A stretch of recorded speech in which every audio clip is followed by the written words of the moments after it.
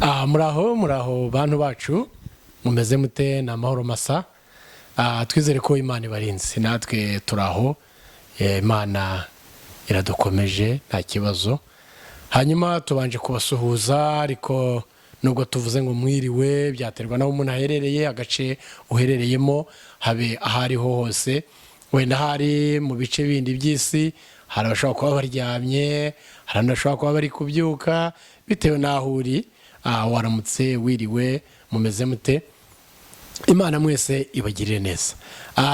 Njye mubona rero nitwa Nkusi nk'ibisanzwe, ariko nkaba ndi kuri hano ku Nkumburwa Family TV. Tukaba tubanje kubaramutsa tunabamenyesha ko twazanye ibikorwa tuzafatanya namwe, tuzakorana kandi bizaduhira. Hanyuma rero kuri uyu munsi mwakwibaza muti tuzanye iki? Nk'umuntu sindubanze kuvuga amateka yanjye, ariko kandi n'uwayavuga ntiyaba yibeshe, kuko twabayeho mu buzima bugiye butandukana, ku buryo umuntu ngira ngo ubuzima bw'umuntu ntawe utabizi ko ari igitabo gikomeye cyane kinini, ku buryo umuntu afashe ibye byose guhera abayeho, guherwa aciye akenge kugeza ubwari kuri uwo munsi akabyandika, ngira ngo byazagora abasomyi.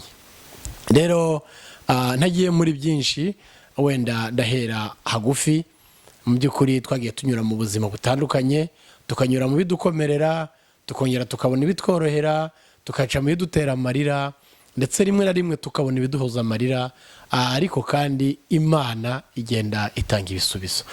Rero aho uri hose ntiwihebe, ukomere, wumve ko Imana iri kumwe nawe. Abarokore cyangwa abakunda gusenga yavuga ngo irakuzi, ibisubizo byawe birahari, nuko aba ari isaha yayo itaragera. Imana ishimwe cyane.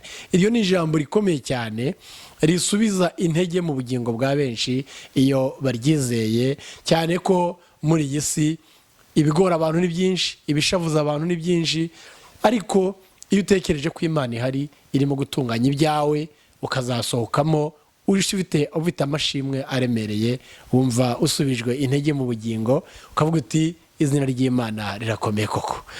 Rero uyu munsi twanyuze mu buzima, twabayeho mu gihugu, hanyuma mu gihugu tuza kuzagera dutya tukivamo, bitewe n'impamvu, cyane cyane impamvu z'intambara zidutera ubuhunzi tubujyamo, ndetse na n'ubu turacyari kuri icyo kintu cyitwa ubuhunzi.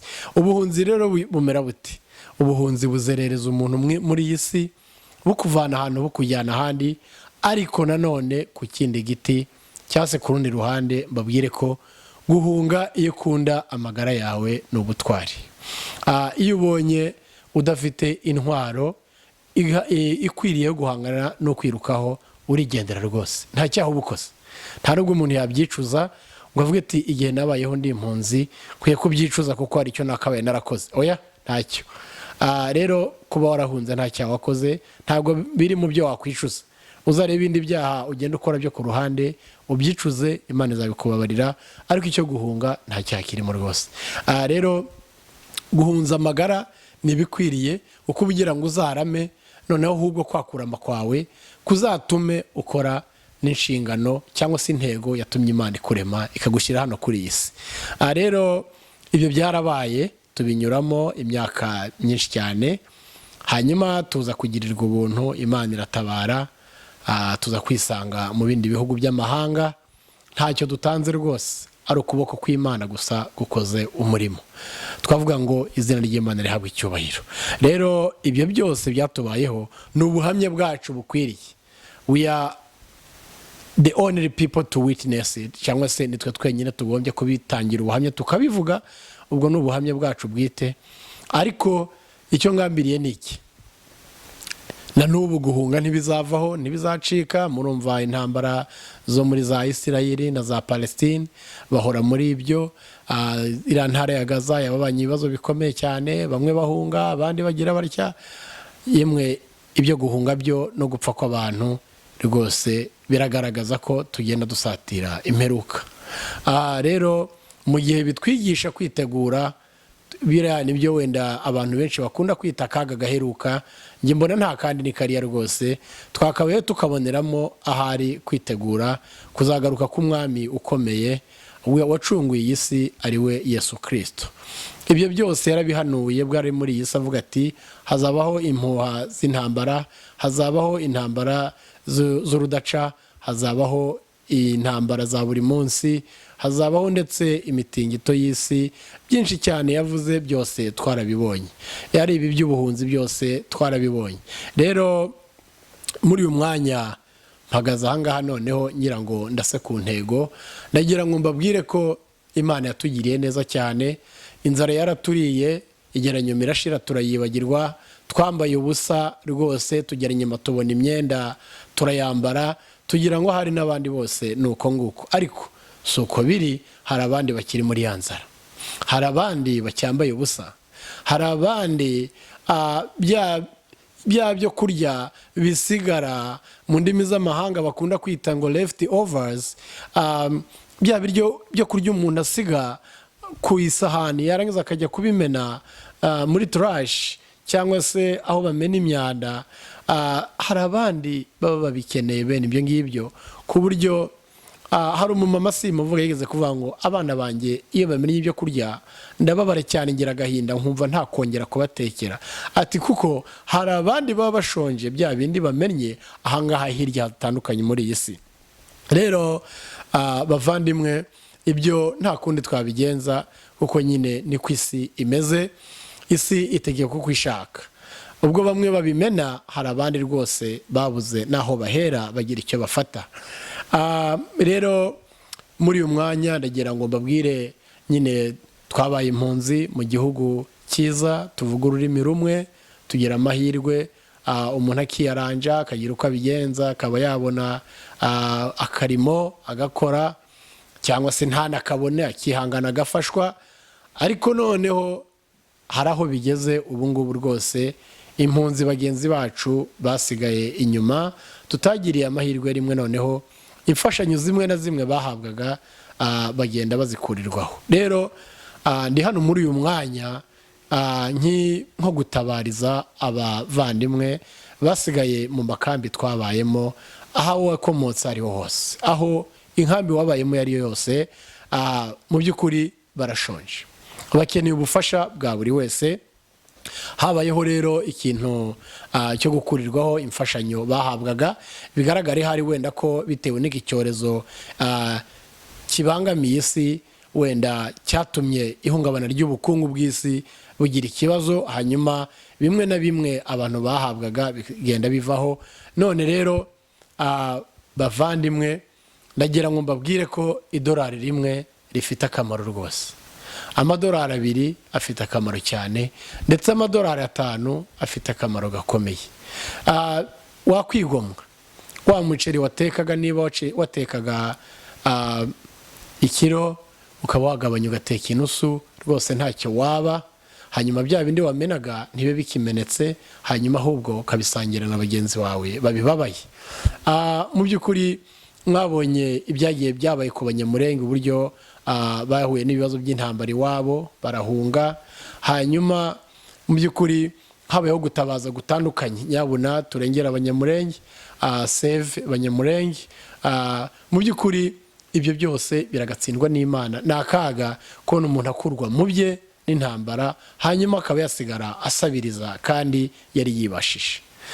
Ibyo ni agahinda, ariko intambara z'urudaca ntaho twazishyira, ziriho kandi zirashushanya imperuka, zirashushanya ko umwami Yesu ari hafi kugaruka, kandi ziraduha imiburo myiza ikwiriye ngo twitegure, maze twicare twiteguye umwami Yesu ko agiye kugaruka. Ubwo azagaruka ntituzakorwe n'isoni. Rero bavandimwe, ubwo abo bose batabarizwa, mu by'ukuri izo mpunzi buri wese akeneye gufashwa. Abanyamulenge bakeneye gufashwa ntibicwe n'inzara, abandi bakomoka ahandi bakeneye gufashwa ntibicwe n'inzara. Mu by'ukuri birakwiye ko umuntu wese uri mu kaga afashwa ntiyicwe n'inzara. Rero nibyo nashaka kubabwira ko natwe aho twakomotse, inkambi twabayemo, mu by'ukuri barashonje cyane, bashyizwe mu byiciro. Ntabwo tuzi impamvu, ntabwo tuyisobanukiwe, nta nubwo tubishinzwe kubimenya, ariko icyo twamenye ni uko bagiye mu byiciro. Ibyo byiciro rero hari abagiye bakurirwaho burundu rwose, imfashanyo bahabwaga nazo zitari zihagije, bakabwirwa ko bo basanze bishoboye, noneho ko bo bazajya bifasha muri buri kimwe cyose nkenerwa mu buzima bwa buri munsi. Rero icyo kintu giteye ubwoba rwose n'impungenge, ari naho mbwira rwose muntu wagiriwe ubuntu, muntu Imana yagiriye neza ntacyo utanze, nta ngurane, muntu Imana yibutse amarira yawe. Ese nawe wagira amarira y'undi nawe ufasha maze ukamuhanagurira amarira, hanyuma nawe akaba yaseka nk'uko nawe useka? Ese ninde udasetswa n'inkuru nziza yimugezeho? Ntawe. Ninde udasetswa no kubona ibyo wari warabuze ubihabwa nta kiguzi utanze? Ntawe. Reka rero natwe niba useka nawe ugira undi muntu wasetsa. Uriya ngo iyo wasetse wasetsa na mugenzi wawe. Rero icyo kintu tukizirikane, maze buri wese agarura umutima ubumuntu, umutima wa kimuntu, umutima w'ubutwari, maze ugutere gutekereza mubyara wawe, bigutere gutekereza umuvandimwe wawe wari utuye ku ishitingi cyangwa umuturanyi, ishitingi iruhande rwawe, wowe wagize amahirwe ugiye mu mahanga, ariko mugenzi wawe ntabwo yagize amahirwe yo kugendera rimwe nawe. Wenda nawe umusengere bizamubeho, nawe azaze, ariko mu gihe ataraza se ntacyo wamutabaraho, wenda hari inzara itazagira utya ikamwegura ntaba akiriho ukundi. Hanyuma rero reka mu by'ukuri iyi ni inkuru yo gutabariza abari mu kaga bababaye. Ntabwo rwose dufite icyo kuba twahindura ku byabaye, ariko dufite kuba twatabara uri kubabara, cyangwa se uri guhutazwa, cyangwa se uri guhura n'ibyo bibazo by'inzara. Burya inzara yica nabi, kandi murabizi ko umuti w'inzara n'umwe rukumbi n'ibyo bagenzi bacu. Niba Imana yakugiriye neza ukaba ubona wenda hari amadolari 200 ku cyumweru, idolari rimwe cyangwa 5 arabaye kuba wayatabaramo mugenzi wawe. Mu by'ukuri byaravuzwe, birerurwa bavuga ati bano bantu impunzi ntabwo n'ubundi zari zitunzwe n'aya mafaranga babonaga, kandi mu by'ukuri amafaranga ntiyatunga umuntu. Tuye tuvuga ibintu tunabyemere ko ari ukuri, ari amafaranga ntiyatunga umuntu rwose. Ntabwo 6,000 by'amanyarwanda ku kwezi byatunga umuntu, cyangwa se 3 yari byarabaye 3, ntabwo byatunga umuntu rwose, nibishoboka. Rero niba ufite umuvandimwe, inshuti, nyakorobe, mubyara wawe, ba sogokuru, ba nyogokuru, ba shangazi, umuturanyi wawe mwabanaga hariya, nyabuna uyu ni wo mwanya mwiza wo kumugoboka. Kugoboka umuntu ni umuco mwiza, ni umuco wahozeho wo gutabara abari mu kaga. Keretse hari uwo muco mwashaka kuwuca, ariko uwo muco dushatse kuwushimangira no kubana nawo, ntituwanduze ngo uzane ugire ico, ahubwo tuwushimangire kugira ngo ntugacogore, twagira icyo dukora tugafasha bagenzi bacu. Rero ngayo nguko turagira ngo mu by'ukuri muntu ndagira gusa ngo nkubwibutse ngo ugire umutima, gira umutima nkuko nanjye mfite umutima, maze ugire ubumuntu nkuko uri umuntu, maze ugire icyo ukora kuri mugenzi wawe urimo arashavurira mu gahinda, arica inda, akica umubu, akica umugi, akabura icyo afata, akabura icyo areka, akajya iburyo, akajya ibumoso, akabura uwatakambira, ariko nyamara waba ijwi rya mugenzi wawe, cyangwa se ijwi rireke uko ntago wenda turi kuvuga ngo hari ikibazo bafite, wenda cyangwa hari uwabahungabanije umutekano n'inzara. Tanga icyo ufite, nanjye ntanga icyo mfite, kizagoboka umuvandimwe. Kandi gutabara ni ukuri ntibyahozeho, ntabwo ari icyaha, kandi mu by'ukuri nta nubwo ari ikintu umuntu yagayirwa. Rero nizere ko ntarambanije, mwese mwabyumva, ntabwo ari inkuru yo guca ku ruhande, kandi mwari musanzwe munabizi, nuko mbisubiyemo kugira gusa ngo nyabuna wenda hari uko iyi ari insakaza makuru, ahari byakwihuta bikagera. Hello, muri kumwe nanjye Nkusi Alphonse. Benshi banzi ko yandi mazina atandukanye, ariko ntabwo ari ngombwa cyane. Rero nkunda kubabwira ngo sinjya nigiza nkana habe namba, kandi gahunda aba ari gahunda. Iyo dutangiye tuba tuzasoza, iyo dutangiye ibikorwa kandi niyo bigezemo hagati tuba tuzakomeza turacumbukura, ntago turi abacumbitsi ku gahinga. Rero ndagira mbabwire ngo gahunda ni gahunda. Hano turi kumwe na Inkumburwa Family TV. Mwese nabarerekera gukora subscribe, comment and like, then and share, kugira ngo ibi byiza byose dusangira, ibitekerezo bikwiriye bijye bigera kuri benshi. Turabakunda, turabakumbura, kandi twizeye neza ko tuzakorana neza. Yes, turabemera. Muraho mumeze mute? Imana twizere ko ibarinze, ibanye namwe, murakomeye. Natwe turaho, muri kumwe nangira kuri benshi. Hanyuma rero nyabuna ntusibe gufasha mugenzi wawe iki gikorwa, ukimenyeshe n'abandi, ntucogore, dufatanye abagenzi bacu, inzara ntiyabahenura, turi kumwe nawe. Haleluya.